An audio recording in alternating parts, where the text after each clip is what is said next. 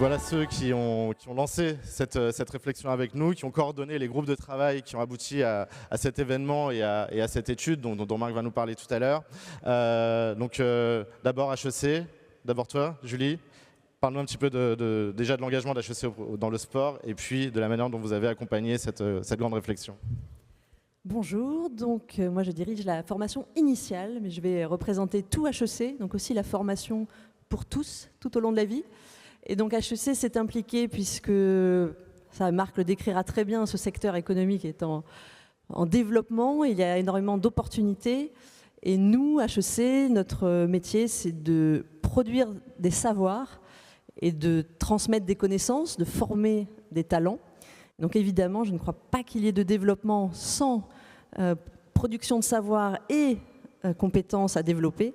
Donc on vient apporter cette pierre, on est en gros les académiques du parcours et on a très envie de créer ces capacités qui vont permettre au secteur de se développer, tout simplement.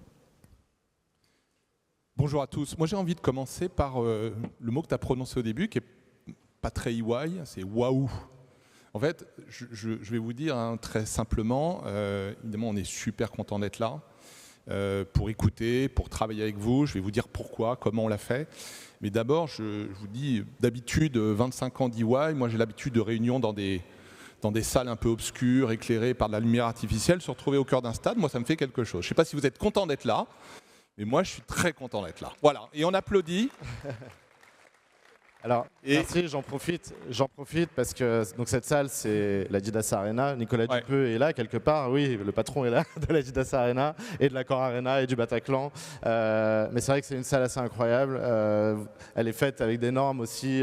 Tous ces sièges-là sont faits en plastique recyclé par une boîte française. Enfin, c'est vraiment une belle salle qui a été faite pour les JO. Et c'est une belle preuve de ce qu'on disait, c'est que les grands événements sportifs font vibrer tous les marchés.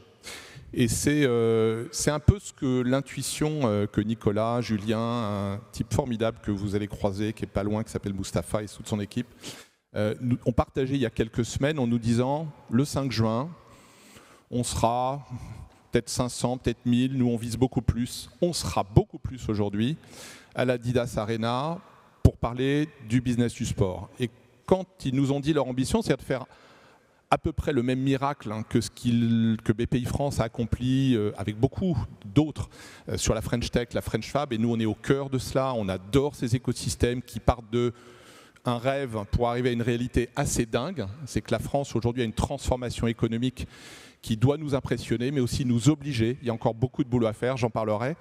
Et nous, on a eu envie de faire partie de cette ambition, voilà, et de contribuer comme on sait le faire chez EY, dans les transactions, en rédigeant des contrats, en évaluant l'impact de quelques grands événements sportifs qui se sont déroulés, vont se dérouler, d'essayer d'être un peu la structure du business plan, les gens de chiffres, parfois sympas, mais quand même pour projeter une trajectoire, et je vous en parle dans quelques secondes.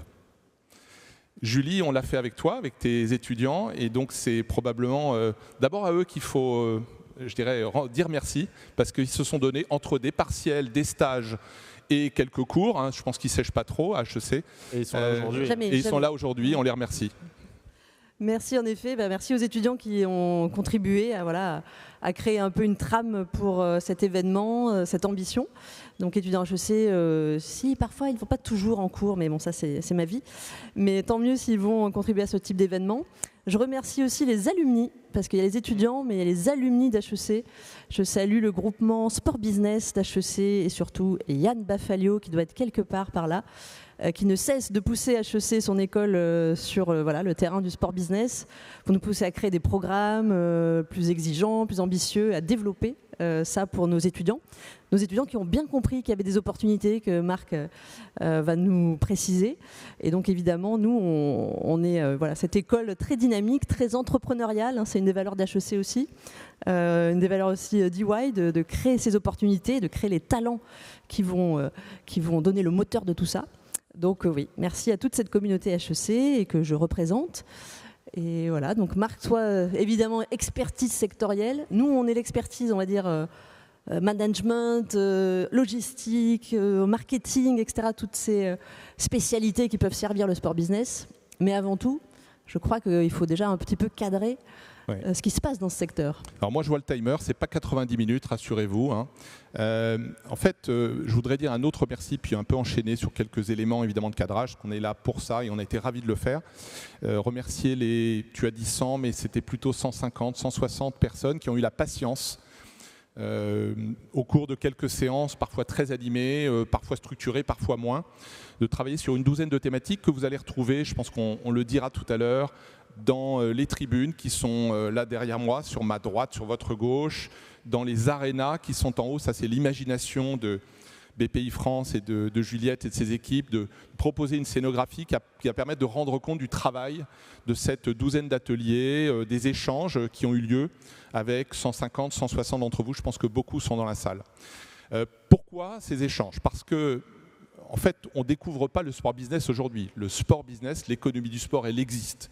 Super structuré, très animé par une filière. Je pense qu'Olivier Ginot nous en dira quelques mots, très enthousiaste, et nous dira aussi tout le boulot qui est accompli depuis quelques années. En fait, là où on a, nous, cherché à apporter un supplément de chiffres et peut-être d'âme, c'est dire que parce que ce sont les valeurs, c'est le cœur d'activité de BPI France, d'HEC et d'EY, essayons de construire un business plan autour de l'innovation, de l'éthique financière, l'éthique éco-responsable, parce que c'est un ADN français, c'est une partie de l'ADN français, autour de l'investissement, autour de l'attractivité. Vous savez que chez EY, l'attractivité de la France, c'est un sujet qu'on prend, qu'on essaie d'emmener, qu'on essaie d'éclairer, parfois de challenger.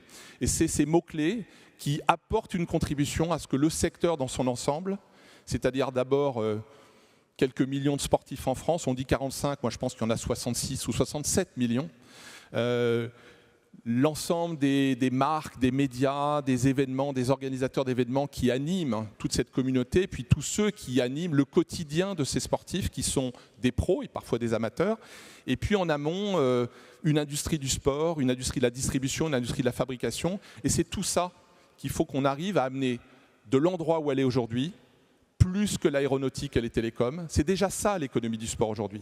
75 milliards d'euros, grâce à BPCE qui avait fait un super boulot les années précédentes, parce que nous, on s'inscrit dans cette dynamique. On pense qu'il y a une trajectoire possible à 100 milliards d'euros. On pense, et moi je vous dis, quand on se verra dans 6-7 ans, peut-être même un petit peu avant, ça serait pas mal de le faire plutôt qu'en 2030, parce que tout le monde fait des visions 2030, de le faire en 2028 par exemple. Pourquoi 2028 ? Parce que c'est les prochains Jeux dans la capitale mondiale de l'entertainment et du sportainment, Los Angeles. Dire que la France est arrivée à 100 milliards d'euros, je ne sais pas si Cédric, si on y arrivera, c'est les mots d'EY, vous les enregistrez ou pas. Moi, je pense que la trajectoire possible, c'est 100 milliards d'euros. Un des leviers pour arriver à cette trajectoire, c'est bien sûr cet esprit de communauté, le fait de faire corps et de porter des projets à plusieurs, mais c'est aussi, avec le ministère des Sports, le lancement d'accélérateurs dédiés à l'économie du sport. On a commencé par la Sportec et on continuera, qui vont aussi, et on connaît l'effet vertueux des accélérateurs BPI France, donc on est bien parti. Et vous ne saviez pas qu'aujourd'hui, cet écosystème très large, qui est une vraie filière, encore une fois, qui est un amont industriel, des pratiquants, des consommateurs, des médias, la tech dedans et autour, la santé, la distribution, les gestionnaires d'infra. Donc c'est un écosystème qui est aussi très ouvert et connecté à d'autres. Deuxième sujet, deuxième objectif, et tu l'as très bien dit Julien, pour amener les startups, les TPE, les PME, les ETI plus loin, il faut du financement, il faut des moyens. Il va falloir aussi se dire les choses sur la compétitivité de nos entreprises et sur la manière peut-être de simplifier la réglementation. Je suis sûr que ça sera un bon sujet dans une des arénas ou dans une des tribunes, mais c'est aussi des levées de fonds. L'objectif, le possible, c'est de multiplier par 3 les levées de fonds. Pour ça, il faut se dire qu'on n'est pas tout seul et qu'aujourd'hui, l'économie du sport business française, avec cette ambition, cette dynamique, à peu près 6 ou 7% de croissance possible sur les années prochaines, elle est quand même dans une compétition évidemment mondiale, mais d'abord européenne, contre une économie du sport business anglaise, britannique, pardon, et allemande, qui sont supérieures sur beaucoup de leviers, beaucoup de valeurs. Mais on a en nous, et grâce au moment qu'on est en train de vivre en France, une possibilité d'éclairage et de mobilisation qui doit nous amener à cette taille, qui va nous faire peser, nous rendre visibles, nous rendre bancables dans l'économie qui se finance, dans les levées de fonds, et puis par ailleurs attirer ou retenir sur notre sol, c'est un troisième objectif important, en même temps qu'on On structure l'export, hein. Il y a beaucoup de choses qui ont été échangées dans ces ateliers sur la manière de faciliter la vie des entrepreneurs et des PME, de les emmener dans des marchés internationaux, peut-être dans des contrats plus dynamiques sur les grands événements. C'est aussi d'avoir une ambition de faire de l'industrie du sport en France. Et c'est un combat qu'on mène, comme je le disais, depuis longtemps, c'est de dire que la réindustrialisation, c'est aussi l'industrialisation du sport business. Dans l'équipement, dans les infrastructures, dans les produits, services technologiques, il y a une possibilité, sans doute, et c'est l'objectif, je vais terminer par là pour l'instant, qu'on peut se fixer, c'est de devenir, comme on l'est sur l'investissement international en ce moment, numéro 1 européen, devant les Allemands, devant les Britanniques, pour l'attractivité des investissements industriels, technologiques et financiers en Europe. Moi, je pense que c'est la troisième ambition, la taille, parce qu'il faut être plus gros et plus ensemble pour peser, pour être vu, les levées de fonds, parce qu'il faut financer cette croissance, et la financer notamment sur son aspect plus technologique, plus risqué. Troisièmement, faire plus d'industrie, plus de production, plus de made in France, et je pense que tout ça, c'est possible. Julien, Julie, à vous. Ah bah t'étais bien parti. C'est possible, absolument. Julie, l'implication du coup d'HEC et surtout ce symbole d'un environnement et d'un marché qui est apprenant, en fait, comment vous l'anticipez chez HEC? Comme disait HEC, école business, business school, même si aujourd'hui on aime bien dire école de management, de sciences sociales et des données. Et c'est là aussi, d'ailleurs, on va regarder un peu les nouveaux métiers, les nouvelles expertises liées à la data. Et il y en a beaucoup dans le sport. Il y a eu beaucoup de développement de start-up, d'ailleurs, là-dessus. Donc nous, on regarde tout ça et on soutient ces nouvelles expertises et ces nouveaux métiers par nos programmes. Mais on nous a aussi demandé, effectivement, quand on a préparé un petit peu cette intervention, de voir un petit peu ce que vous, dans la salle, vous allez chercher aujourd'hui. Donc évidemment, donc je dis toujours à mes professeurs de chercher l'interactivité dans les cours. Donc je suis obligée un petit peu de faire ça. Donc je vais vous demander, ceux qui sont étudiants, de lever la main. Ça, je repère un petit peu. Il y en a quand même pas mal. Très bien, merci. Au fond aussi, il y a moins... Ah oui, là-bas.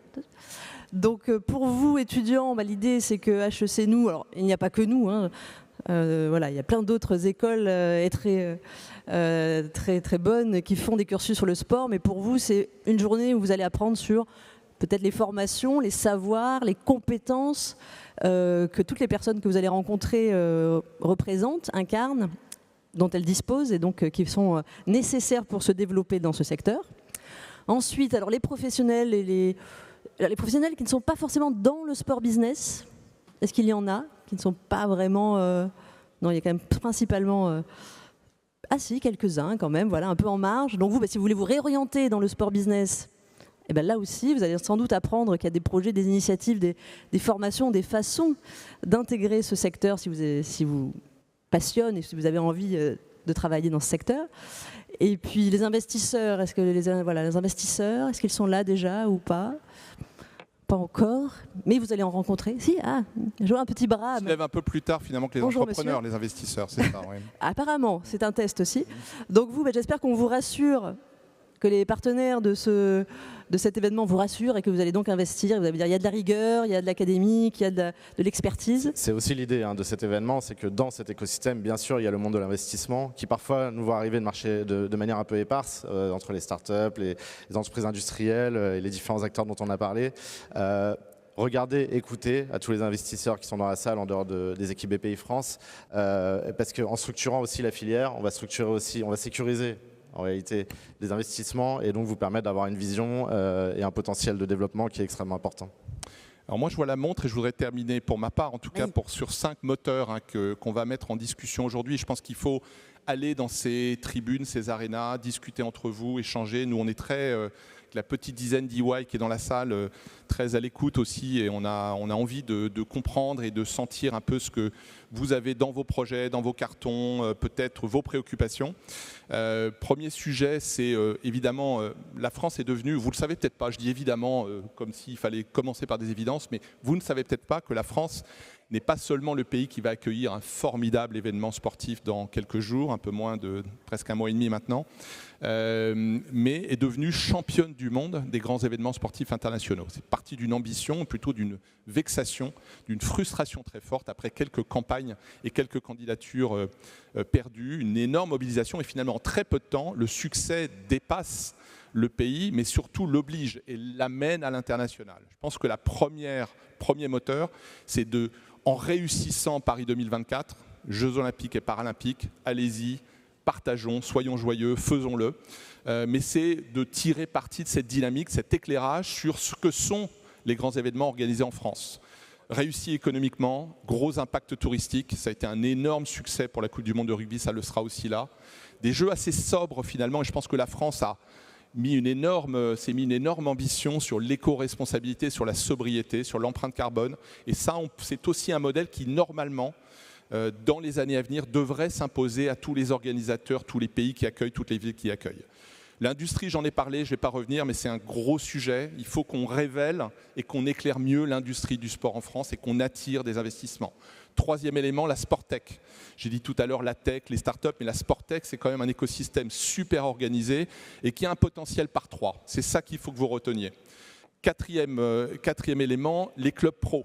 Et on a un modèle aussi qui est assez exportable et assez intéressant sur le sport professionnel en France. Je pense que la France, en Europe, est le pays qui a le plus de clubs pro. Donc évidemment, il y a des questions de surface financière, de compétitivité des PME que sont les clubs de sport, des questions d'économie des médias. Mais il y a une ambition et surtout il y a des modèles dans quelques sports, comme le rugby notamment, je sais qu'Olivier Ginon aimera ce que je dis, qui ont un modèle qui s'exporte, qui est champion du monde aussi du sport pro. Le rugby pro français, c'est le champion du monde des rugby pro dans le monde. Et c'est ça qu'il faut qu'on arrive aussi à mieux exporter, mieux éclairer. Et enfin, c'est des pratiques sportives plus diversifiées, plus féminines, plus réparties sur le territoire, du quotidien. Une France peut-être un peu plus sportive, parce que c'est aussi ça, l'économie du sport, c'est une économie de consommation du quotidien. Et c'est ça qu'il faut qu'on ait dans le viseur pour moi, je n'ai pas envie de dire 7 ans, j'ai envie de dire les 5 ans qui viennent. Merci Marc, merci Julie.